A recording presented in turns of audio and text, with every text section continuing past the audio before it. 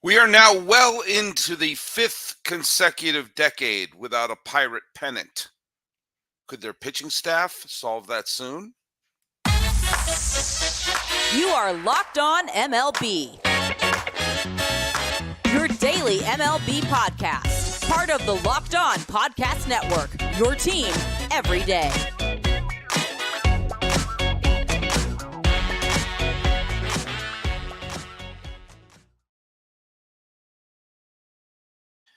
Hello, baseball fans. Happy Sunday and welcome to Locked On MLB, part of the Locked On Podcast Network, where it's your team every day.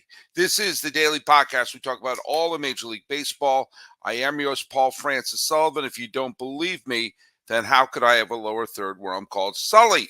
I've been a podcaster for well over a decade now, and we are now just a few weeks away from opening day of my sixth season here at the Locked On Podcast Network.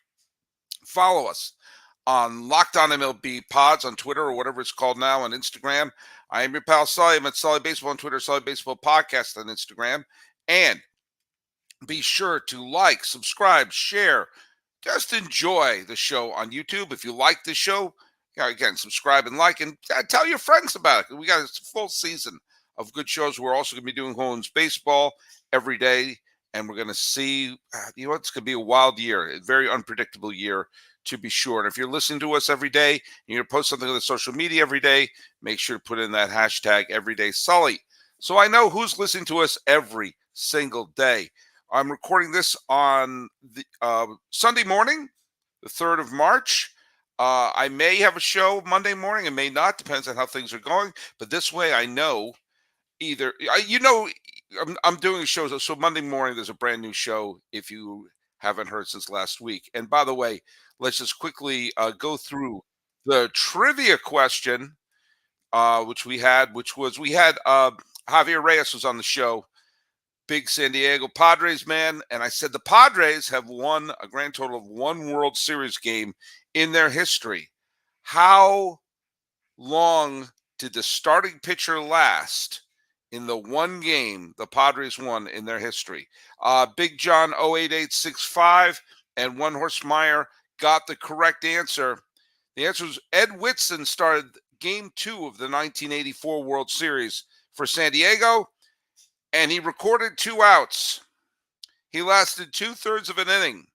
He got smacked around by Detroit coming off of the Game 1 loss, and manager Dick Williams had seen enough, and he brought in Andy Hawkins to finish the first inning. Andy Hawkins pitched 5 1/3 innings of shutout one-hit ball. Craig Lefferts pitched the final 3 innings of one-hit shutout ball. So the bullpen combined for 8 1/3 innings, no runs, 2 hits. And Craig Lefferts, by the way, got the save, not Goose Gossage. But the starting pitcher of the only World Series game the Padres ever won couldn't get out of the first inning. There you go. Matt Chapman over the weekend, big news, signed with the San Francisco Giants. I think that's a really terrific signing for San Francisco. Gives them some solid defense at third base. Means J.D. Davis is the odd man out, but they could probably swing a trade. He's a valuable player. And a lot of people are getting all over Scott Boras because it was a $50-some-odd million contract for Chapman, who turned down $100 million to stay with Toronto. And, of course, $50 million may not even get you a studio apartment in San Francisco these days. That being said, we're going to break this down in detail in an upcoming episode with Ben Kaspick of Locked On Giants. So we're going to break it down that. And maybe by then, Blake Snell would have signed with the Giants because he has to sign with the Giants at this point. The Giants have injuries in their pitching staff. Snell pitched with Bob Melvin when he won the Cy Young Award last year. It's a perfect match. Hey, another place he could fit in very, very well, thank you very much, is Pittsburgh. I think Pittsburgh should go all in on Michael Lorenzen. I think Pittsburgh should go all in on Montgomery. And maybe, if no one's signing Snell, why not? Why not? But one of the interesting things about the Pittsburgh Pirates, I think, is the fact that there's a lot of talent on the Pirates, and they had a really good first third of the season last year. They fell apart, but they're pieces that are in place. They're pieces that are in place, and obviously the Cruz and the Hayes and the Reynolds and all of them are terrific hitters. But I'm a lot more intrigued by the pitching staff. And very quietly, they've done a couple interesting things. First of all, not to go all John the Baptist on you, but everyone is proclaiming the coming of Paul Skenes. And Paul Skenes was the number one draft pick overall in 2022 out of Louisiana State University. And he is now in the Grapefruit League. He's throwing it over 100 miles an hour, and people are salivating, thinking this could be a legit ace, the kind of ace they haven't seen in Pittsburgh since, well, they drafted Garrett Cole. And they also did a couple other interesting things this offseason. First of all, they extended Mitch Keller, which I think is great, especially when you consider the fact that the Pirates are playing, again, I'm going to hit this drum over and over again, but they're playing in a winnable division. They're playing in a winnable division where there is no one overwhelming favorite. Right now, I think the consensus is the Cubs are the favorite. Kind of like I would last year as a consensus that the Cardinals were the favorite as they went on to lose 91 games. Keller was signed to a long-term deal and to basically keep him in place for the next bunch of years there. He's still in his 20s. He gave him a ton of innings last year. 194 innings these days is a ton. Now, they don't have Oviedo is out for the year, and they lost a couple other people along the way, but they brought in Marco Gonzales. Okay. Mitch Keller's there for the long term. Okay. And Marco Gonzales is coming back. And granted, he's been injured, but he seems to be slowly creeping back to his effectiveness, because he was a very good pitcher before, and now he's piecing it together. And if that works with Keller and Gonzales and some of these other young pitchers they have on there, all of a sudden the National League Central, a very winnable division, could be taken by Pittsburgh. Look at the first look of the day. It's a winnable division where the front runner can't survive a couple of injuries. The Reds have a lot of talent. The Cubs had a great offseason. The Brewers still have some talent on the team. They're not terrible. And wait, who am I missing? Who am I missing in the Central? The Cardinals. I'm missing the Cardinals, who have a ton of superstars on their team, but I'm not buying it. The key is Skenes. Now, I don't think the Pirates are going to win the division this year, but if they put together a team and make their rotation and make their bullpen just a little bit tighter coming in, going over the fact they got off to the great start last year and collapsed, maybe that's a learning moment, but also knowing that they're looking around, hey, Keller's not going anywhere. Reynolds isn't going anywhere. We know Anil Cruz is going to stick around.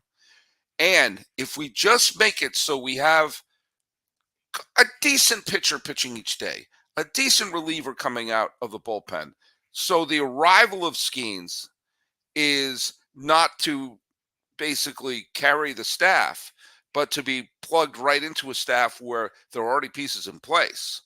And they have Jared Jones, and they have Bubba Chandler, and they have Anthony Solometo, which are all listed in an article written by Jim Callis on MLB.com about the fact that there's a lot of good pitchers bubbling. 4 of the top 100 prospects in baseball are Pirates pitchers. And you're not even asking for all of them to be aces. If Bubba Chandler never becomes an ace, but we need more Bubbas in baseball. But he winds up being a solid reliever or depth in their pitching staff. This is a division where 88 wins will get you into the postseason. 88 wins will probably get you there anyway, based upon how we're seeing the wild card. And that's a 12-game improvement for the Pirates. Now think about 12 games when you're putting a decent pitcher out there more times, you've shored up the defense a little bit, and you have a little bit more experience. There's 6 months in the season. That's adding 2 more wins a month. That's doable. And if the Pirates can do this and intelligently not let the Kellers of the world skedaddle, bring in a couple of veterans, which is why I think a Lorenzen would go a long way. Why I think a Montgomery could go a long way, and why not the hell to get Snell in here? These are all possibilities to make sure pick up that extra win here or there. Don't lose the dumb games. Build from the experience. Every time there's a surprise postseason participant, like the Diamondbacks last year, like the Phillies a couple of years before that, it tends to be around the time they stop losing stupid games. And more often than not, they're throwing at least a mediocre pitcher. Mediocre is better than bad. An extra 2 wins a month, all of a sudden, the Pirates are making plans for the postseason and possibly a trip to the World Series for the first time since 1979. You know, when I was 7.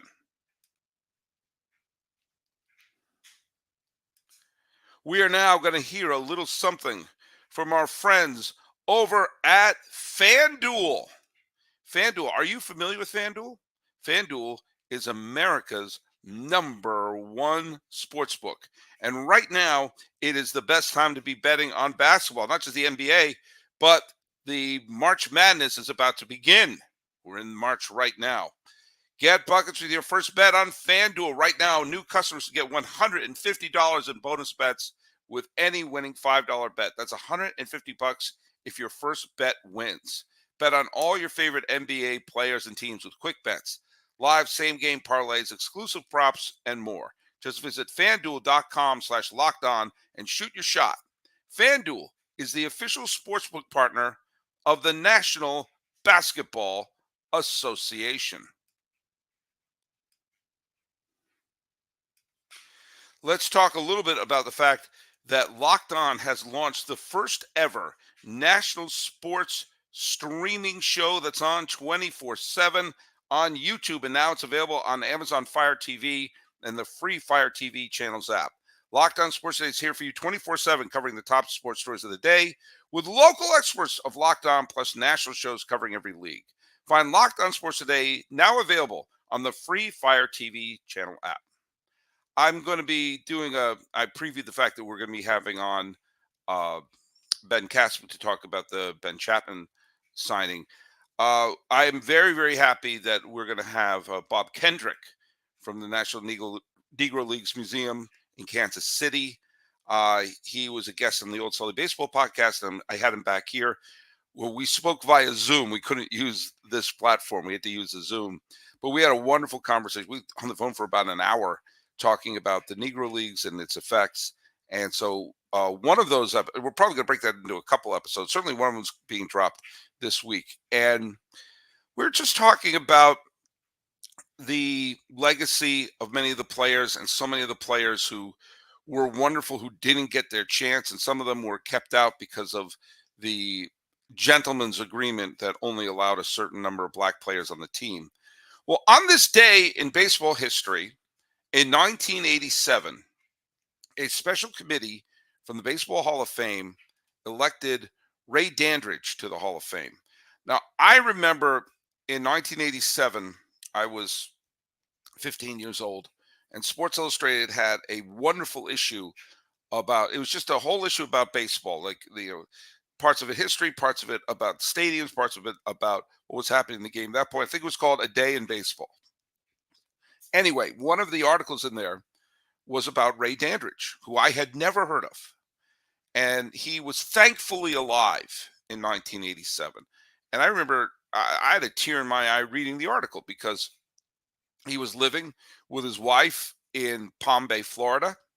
They got a phone call, and when he took the phone call, his wife thought that he got bad news from the doctor. And he said, "No, I'm in the Hall of Fame."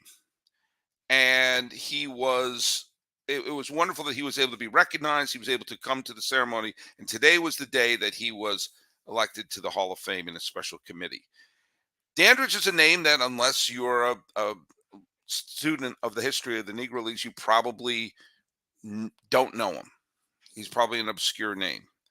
He was considered to be the best third baseman in the history of the Negro Leagues, the best defensive one, certainly, and was one of those players who was his baseball IQ was off the charts. He was a manager. He became a manager as well as a player. And interestingly, he was someone who, and you read about this from time to time. He played in the Negro Leagues with like the Newark Dodgers and the Newark Eagles and the Indianapolis ABCs, but he also spent a good deal of time in Mexico. A lot of the black players went to Mexico and to the Caribbean, where they made really good money and were treated like kings. Were treated a hell of a lot better than they were in the United States. And there was a lot of people who went there and didn't come back. Why would they? They were superstars there. They got to stay in the hotels that they would have been shut out of in America. They got to live the life there. And he went there and spent a good chunk of his playing time becoming a superstar in Mexico. And he was recruited by Bill Veeck. Now, Bill Veeck, if you haven't read about Bill Veeck, please read about him. And he's one of the most fascinating figures in baseball history. He wanted to integrate baseball for a very long time. Now, he claims that he wanted to buy, I believe it was the Phillies, and stock the team with an all-star team of Negro League players. There's no, other than his claim of wanting to do that, there's no evidence outside of his book that was ever on the table more than a pipe dream. But when he took over the Cleveland Indians, he seemed to be hell-bent to integrate the American League. And during the 1940s, he reached out to Ray Dandridge to be one of the players to bring in and possibly be the man to break the color barrier. Ray Dandridge's name would have been the one familiar to everyone, not Jackie Robinson. Remember that Jackie Robinson was far from Branch Rickey's first choice. He wanted Monty Irvin. Monty Irvin was a much bigger star. Eventually, Bill Veeck did integrate the American League, and he did so with Larry Doby, and then later with Satchel Paige, both in 1947. Keep in mind, they went on to win the World Series in 1948, the first integrated team ever to win the World Series. But Ray Dandridge was doing too well in Mexico. He didn't want to go to the minor leagues and go through all that, which he knew he would have gone through. So he said, no, I'm making money in Mexico. I'm doing well. Eventually, when integration happened, Ray Dandridge's contract was bought by the New York Giants, where one of the players he took under his wing was named Willie Mays. He helped Willie Mays become who he was in the major leagues. But the Giants never called him up. Now, he was in his mid to late 30s while he was playing in Minneapolis. But he was, and oh, that's too old. He's too old to come up. And also, they only allowed a certain number of players to play, black players who play at one time. It was called the Gentleman's Agreement. And the New York Giants in 1951 already had Willie Mays. They already had Monty Irvin. They already had Hammer and Hank Thompson. And so there was no room at the inn for Ray Dandridge to come in. Now, Hank Thompson was a very good third baseman, but Willie Mays and Monty Irvin kept saying, you got to bring up Ray Dandridge. You have to bring up Ray Dandridge. And keep in mind, he was leading the American Association, the Minneapolis Millers, had the top batting average and the top fielding percentage at third base in 1949. And they still wouldn't call him up. And according to his biography at the National Baseball Hall of Fame website, in his final minor league season, he was still batting .360. I think that was enough for a call-up. But alas, it wasn't. Fortunately for us all, he was recognized. He should have been part of that infield, and maybe the Giants would have won a couple of additional World Series along the way. And he would not, maybe he would have his name plastered on the wall for the Giants legends. Dandridge died in 1994, but he had already been in the Hall of Fame for 7 years. Sadly, many of the people, including Turkey Stearns behind me, didn't get inducted into the Hall of Fame until after their death. And the history of baseball may have been a lot different if Ray Dandridge decided to not stick around in Mexico. By the way, about the Giants on this day in history, the Giants almost did something or proposed something that might have changed the history of that team. And there's another what if that went on this day that's worth bringing up. I am looking forward to this season, and I am going to be buying tickets, and I am going to be loving every minute of it. And I'm going to be using Gametime because guess what? It shouldn't be stressful to get the tickets. What should be stressful is watching the game with the tickets you just bought. Gametime is the fast and easy way to buy your tickets for all the sports, music, comedy, and theater events near you. With killer last-minute deals, all-in prices, views from the seat, and the best price guaranteed, almost said something very different, Gametime takes the guesswork out of buying tickets. Gametime is the only ticketing app that gives you complete peace of mind with your purchase. See the view from your seat before you buy. You know exactly what to expect when you arrive. All-in prices show the total up front. You know you're getting a great deal before you check out. You buy the ticket, 2 taps. Yeah, that's all it takes. Take the guesswork out of buying tickets with Gametime. Download the Gametime app, create an account, and use the code LOCKEDON for $20 off your first purchase. Terms apply. Again, create an account, redeem the code LOCKEDON for $20 off. Download Gametime today. Last minute tickets, lowest price. Do you know what they are? They're guaranteed. Reminder that Locked On has begun the first ever national 24/7 streaming sports channel on YouTube, and it's now available on Amazon Fire TV and the free Fire TV channels app. Locked On Sports Day is here for you 24/7, covering the top sports stories of the day with local experts of Locked On, plus our national shows covering every league. Find Locked On Sports Today, now available on the free Fire TV's channel app. On this day in baseball history, I stumbled across this when I was trying to figure out what to talk about today, and that's when I saw that Ray Dandridge was elected to the Hall of Fame. By the way, on this day, also Larry Doby. So there's a lot of people I'm mentioning. Larry Doby made it to the Hall of Fame. The Giants on this day in 1956 proposed a 100,000 seat stadium to be built along the west side of Manhattan between 60th and 72nd Street. I used to live between 60th and 72nd Street, Manhattan, for many, many years. And it's mind-boggling to think that there were going to be a massive baseball stadium proposed there.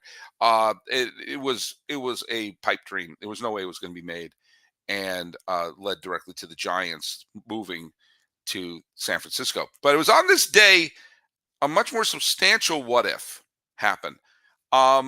The Browns, the St. Louis Browns, who actually technically began their existence in the American League as Milwaukee Brewers in 1901, 1902. Then they moved to St. Louis, became the Browns. And the Browns and the Cardinals kind of fought for attention of St. Louis fans. And for a while, the Browns were winning. For a while, the Browns were the team of St. Louis. And even after the success of the Cardinals in the 20s, 30s, and 40s, the Browns had a tremendous following, and it was not a given when it was clear that cities were going to have to become one-team cities. It was not a given that the Cardinals were going to be the one to stay. Bill Veeck, we just mentioned him, he used to run the Cleveland Indians. He then took over the Browns and was hell-bent of making them the team of St. Louis, and kept bringing in former Cardinals to lure over their fans. But when the Anheuser-Busch Company and family bought the Cardinals, it was clear, no, the Browns couldn't compete with the Budweiser money. So they started looking for another place to play. And there happened to be, in the 1950s, as I mentioned in the Philadelphia video, a lot of cities were now large enough to support a major league team. And the Browns took one look at Milwaukee, their old town, and said, "Let's go there. They got a stadium we can play in, and they have a city that's salivating to have a major league franchise.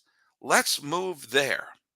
And so the Browns were trying to shift the franchise there for the 1953 season. Guess what? The team that was playing there, the minor league Milwaukee Brewers, were they were an affiliate of the Boston Braves. And the Braves were looking to get the hell out of Boston. And so what happened was, at that moment, the Braves, on this day, the Braves made an attempt and successfully blocked the Browns' attempt to move their team to Milwaukee, because that's the city that the Braves were salivating for. And Lou Perini said, "Nope, I have territorial rights." And the Browns offered some money, wasn't enough. Now, if the Browns offered a little more money, it would be the Milwaukee Browns, or maybe they would have called the Milwaukee Brewers, because eventually the St. Louis Browns moved to Baltimore and changed their name to the Baltimore Orioles, the name of the minor league team that was there. So probably they would have become the Milwaukee Brewers again. And they would have, who knows, they may have dropped anchor right there. Now, the chain reaction of what would have happened there is gigantic, because the Braves eventually moved to Milwaukee, where they broke attendance records, and 11 years later moved again. Because for whatever reason, the attendance fell off a cliff after they won the World Series, and then suddenly they were salivating for Atlanta.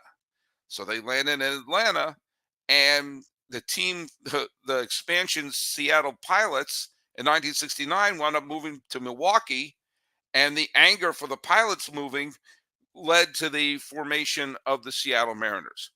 There's incredible domino falling that happened because the Browns did not move to Milwaukee, but moved to Baltimore. And of course, the arrival of Baltimore Orioles forced the Senators to move to Minnesota. A second Senators team moved to Texas, and Montreal moving to Washington. It was a mess. It's an absolute mess what happened by this moment. If the Browns moved to Milwaukee, they probably would have dropped anchor in Milwaukee and stayed there. And with that, you don't have the shifting around of Seattle and a bunch of other things. And the Braves would have had to find a new place, because the Braves were not going to stay in Boston. At the time, the Red Sox were more popular than the Braves. So would they have been the Baltimore Braves? Would they have been the Seattle Braves? Would they have been the Kansas City Braves? Or can you wrap your mind around this? Would they have been the Atlanta Braves? The fact that the Braves didn't stay in Milwaukee is always bewildering to me, and a subject of a future What If episode. But if the Browns had offered the Braves a little bit more money, then our whole perception of who plays in Milwaukee and what's going to happen to the other Boston team may have been wildly different. And who knows? Maybe we never have the Baltimore Orioles, but we do have them now. By the way, I'm doing a full What If episode. Apparently, people really liked the episode I did wandering around Philadelphia. I'm doing a What If episode that's going to drop this Friday, which has to do with the American League in California. And when you think about it, this state that I'm in right now is a big-time National League state, and it almost wasn't. Hey, the trivia question is, we talked a lot about the Pirates pitching staff at the beginning of this. Who was the last Pirate pitcher to get a first-place vote in the Cy Young Award? Not beyond the Cy Young ballot, that someone said, hey, this guy should win the Cy Young. Who was the last Pirate pitcher to get a single first-place vote in the Cy Young vote? This is on the Cy Young ballot. Put it right here on the YouTube page, or Locked On MLB Pods on Twitter or on Instagram. I'm your pal Sully, but Sully Baseball on Twitter, Sully Baseball Podcast on Instagram. Feeling optimistic about the Pirates pitching staff, at least moving forward, honoring the great Ray Dandridge, and wondering what could have been with Milwaukee. This has been Locked On MLB. I am your host, Paul Francis Sullivan. Please call me Sully.